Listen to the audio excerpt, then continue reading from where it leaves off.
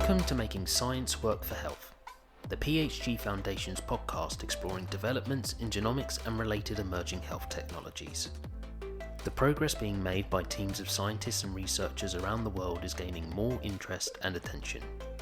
Many of the latest advances feature genomics and omics-related technologies, the field in which the PHG Foundation has more than 25 years of experience, helping policymakers get to grips with practical, on-the-ground delivery. Making Science Work for Health aims to look behind the hype and explain what new science means for patients, health professionals, and members of society. My name is Afori Kanaku, part of the communications team at the PHG Foundation, and host of Making Science Work for Health. For this episode, we're talking about the emerging field of electrogenetics. A developing area in synthetic biology, electrogenetics is hoped to become a new avenue in precision medicine, helping with the treatment of certain chronic diseases. Dr. Chaitanya Eradi, Policy Analyst in Biomedical Science at the PHG Foundation, joins us to discuss what electrogenetics is and the ambitions for its use. Hello Chaitanya. Hi Afori. How are you?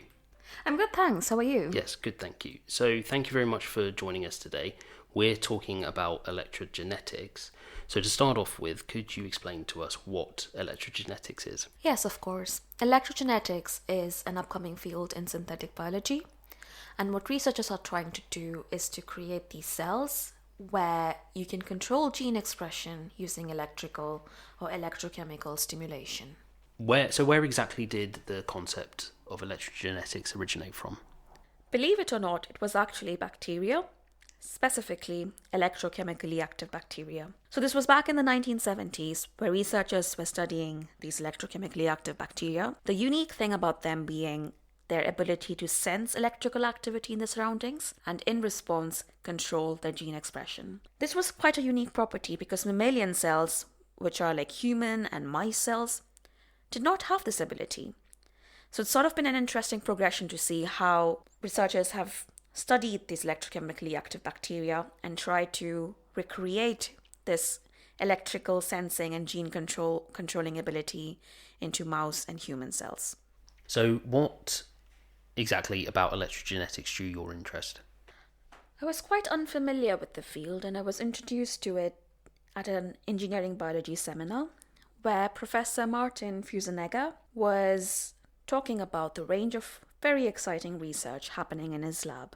So he introduced how they were creating modified cells designed to respond to a range of inducers. This included electrical, sound, aroma, and even moisture levels. To me at the time, this sounded straight out of sci-fi. But then it was fascinating to see that these cells were being tested in mice.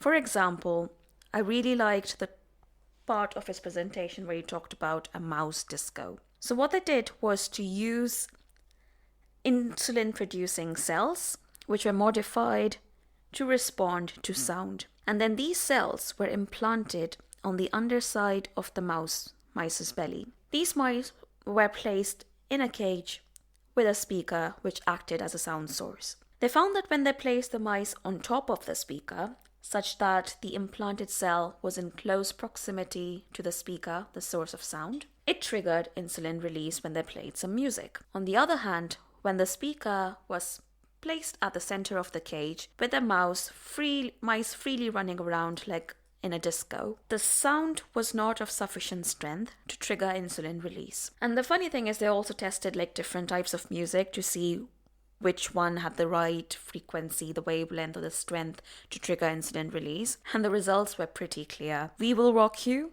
and the Avengers theme was ideal for triggering insulin release in this mice. To me, seeing such wireless inducers have the potential to control gene expression and modify gene expression was quite fascinating.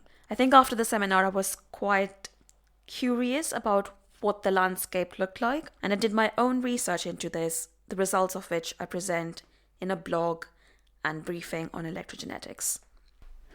So how exactly does electrogenetics work? So I think I'll start by describing what the main components are, and there are three. So you have the input, the designer cell, and the output. So the input is the source of electricity. So the electricity could come from a conductive material such as palladium, or it could be derived from chemical reactions such as which generate electrons and consequently electricity. The second component is a designer cell, which is a cell that's been modified or engineered to respond to electricity. And this can be achieved by the addition of electrosensitive receptors to these cells. And then usually these cells have a target gene or the output, where when the cell receives an electrostimulation, this target gene is activated and the output, which could be a transcript or a protein, is consequently produced. These three components together form a functioning electrogenetic cell. So why exactly would we use it? I think the potential of this technology is quite exciting. You now would have the capability to wirelessly control the expression of genes. And imagine in diabetic patients what that could offer. If, for example, you have insulin-producing electrogenetic cells, wirelessly you would control when and where this insulin is produced as and when needed by the diabetics. What stage is electrogenetics at in terms of research and implementation? It's still very much in its infancy. Although there's a lot of exciting research happening in this space. For example, researchers have developed functional electrogenetic cells, added them to bioelectronic implants, and successfully managed insulin levels in diabetic mice using these. There is still a long way to go before these are ready for use in humans. What would the use of electrogenetics look like in precision medicine? So, electrogenetics is definitely something that could help with current precision medicine efforts when it gets there. And this is primarily in three main ways. So compared to traditional medicines, which are taken at specific time points, electrogenetics could help deliver therapeutic outputs precisely where and when it is needed. And because it's an electric signal, which is the input, you could possibly control the intensity and duration of the signal, which will translate to the amount of therapeutic output that is produced, allowing dynamic dose control and ensuring that patients don't over-medicate. And in combination with biomarker monitoring systems such as glucose monitors, electrogenetic systems could be used to trigger insulin release as and when needed, enabling diabetic patients to manage their condition with minimal clinical intervention. You've mentioned insulin a few times in our conversation, so I'm assuming a fair bit of research has gone into diabetes, but are there other areas of research that are being looked at with regards to electrogenetics? Yes, that's a good question, and you're right that it does seem that most of the research activity is currently focused on type 1 diabetes, but it would be interesting to see how this might be extended to other conditions, particularly genetic conditions which are protein or hormone imbalance based. So, for example, chronic pain, cardiovascular disorders, and hypothyroidism. But as far as I'm aware, there isn't much happening in that regard. So currently, what barriers are there or would there be for clinical implementation of electrogenetics? So like I said before, they're quite far away from being ready for use in humans. And in addition to the usual safety testing before these electrogenetic systems can be used in humans, it's also the question of scaling up, because most of them are currently produced for use in mice. So for example, bioelectronic implants, they use electrochips to hold the electrogenetic cells, and these electrochips need to be small enough so that it minimizes any potential side effects upon implantation in humans, but it also needs to be large enough so that they can hold enough amount of electrogenetic cells to be functional in humans. To give you a rough idea, in mouse models, these electrochips hold up to 3 million electrogenetic cells, but to be functional in human subjects, 150 times more cell might be required, and current electrochips aren't necessarily capable of doing that. The other thing is that the electric field source that provides that electrostimulation needs to be miniaturized. And if that is the case, if these bioelectronic implants can work with miniature electric field source, there is potential of integrating them with wearables. In addition to that, any output from these electrogenetic systems need to be non-toxic and within normal physiological levels, so they are safe for use in humans. and the implants need to have long enough shelf lives such that they do not trigger the immune system in humans and risk being rejected by the patient's body. The one key area of research that's still happening is around the leakiness of these systems. That is when genes, the target genes, are activated even when the threshold for electrostimulation has not been met. Now, to minimize leakiness, one thing that is being researched is optimizing the receptor numbers. So that is, for example, increasing the number of electrosensitive receptors that is added to these cells so as to improve the sensitivity of electrogenetic systems.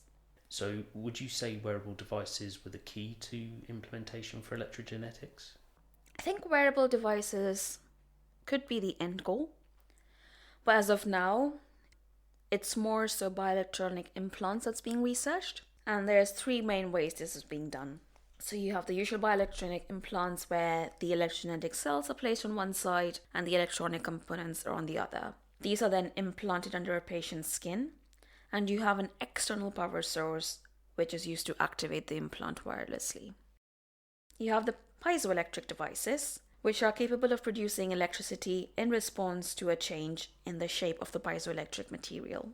So this device is about the size of a 5-pence coin, and when implanted beneath a patient's skin, and when this device is pushed, the force causes the piezoelectronic membrane to bend and produce electricity, which provides the necessary electrostimulation to the cells. And the final one is DART, or direct current actuated regulation technology. In this DART system, direct current is used to generate non-toxic levels of reactive oxygen species, which the cell recognizes as electrostimulation. Electrogenetic cells are encased within biopolymers to prevent rejection by the patient's immune system, and then these are implanted into the patient. Now, because this system uses direct current, which is similar to the batteries used in wearables, adding small needles to wearables, which doubles as electrodes, could be a useful way of linking these electrogenetic cells and electrogenetic systems with wearables in the future. Would electrogenetics fit into current regulatory laws for medical devices, or would new regulations need to be considered? Because we don't have a defined clinical product yet, in terms of regulation, which requires a product to be defined, we can only offer speculations at this stage. So because they contain modified cells, it is likely that regulations around somatic cell therapy would apply, but because its clinical use requires it to be placed within bioelectronic implants, it is likely that they will be classified as a combined advanced therapy medicinal product, or ATMP. So these electrogenetic systems will need to adhere to ATMP regulations and other essential requirements as outlined in the UK Medical Devices Regulations, assuming they're launched within the UK. And there might be additional assessments by other approved bodies before it can be used in clinics. If you're interested in listening more about ATMPs, we have a colleague who's recently published a briefing on ATMPs that's published on the PHG website. So, Chaitanya, what would you say are the next steps for electrogenetics? Well, we're definitely at a very exciting juncture. Obviously, the research is still developing, and that's something to look forward to. And the potential of electrogenetics to contribute to precision medicine efforts is massive. From self-managing chronic conditions to allowing dynamic dose control of treatment, there is definitely potential to offer novel and safer ways to treat certain genetic disorders. But we do still have a long way to go before they can be used in clinics, and this requires addressing quite a few challenges, including ensuring that they are safe, they are not rejected by the human immune system, and minimizing leakiness of these electrogenetic systems. And there's also waiting for clinical utility assessments before they can be used in clinics. Beyond that, it awaits to be seen how these electrogenetic systems can be integrated with wearables, how feasible that would be, and how that might allow management of diseases.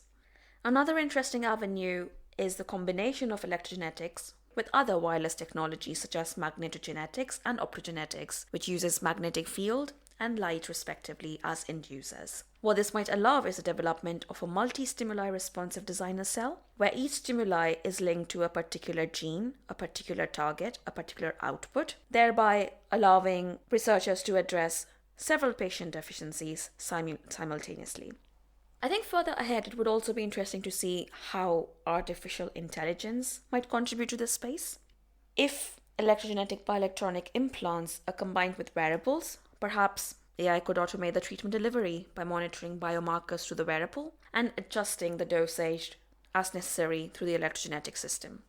Currently, some people with diabetes are offered bionic pancreas, which can monitor glucose levels, and it uses like some AI system to administer the right amount of insulin. And perhaps further research could be done in this space to assess whether electrogenetic systems could be incorporated into these bionic pancreas as an insulin source.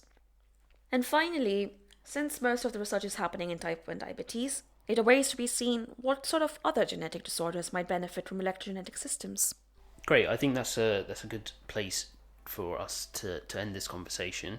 Chaitanya, thank you very much for coming on to talk to us about electrogenetics, and hopefully we will have you on again soon. Thank you so much for having me, Ofori. It was a pleasure to discuss this very exciting science with you. And that brings us to the end of the episode. If you liked it, please leave us a rating and review, and make sure to subscribe. If you would like to find out more about what was discussed in this episode, there are useful links included in the podcast description. You can also find additional information on our website, phgfoundation.org. And if you have any further questions about the topic, you can email us at intelligence@phgfoundation.org. Thank you for listening, and we look forward to bringing you a new topic in the next episode.